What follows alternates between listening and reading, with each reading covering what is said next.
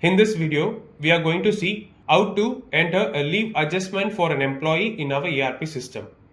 Let us see the details to enter into our ERP system. Firstly, the request date. Next, we have to enter the employee ID. Next, employee name.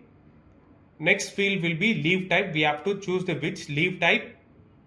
Next field will be leave prefix. There will be addition and deduction part.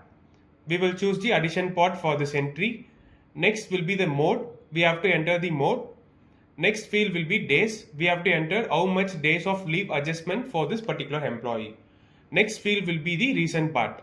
We have to enter the reason. So let us enter all these fields into our ERP system to raise a leave adjustment for an employee.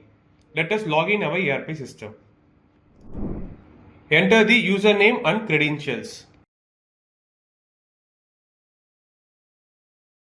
Once log in our ERP system, leave adjustment for an employee, we have to navigate to the screen payroll, in payroll transaction, in transaction leave adjustment entry screen. Once entered into the screen, we have to choose the adjustment part to raise a leave adjustment. Click the add button. Once entered into the entry screen, the first field will be the request date. We have to choose the request date. Next, employee ID. We have to select which employee. Next field will be the leave type. We have to choose which leave type to raise a leave adjustment. Earned leave. Next field will be the leave prefix. We have to choose the which leave prefix, addition or deduction. Now we have to going to choose the addition part. Once selecting this prefix, the mode will be automatically assigned.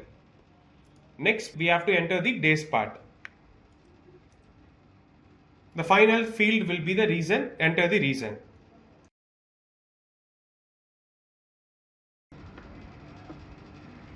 Once entered all the fields, verify this data. Then we have to click this save button. So now this particular document have been created successfully. After verifying this complete data,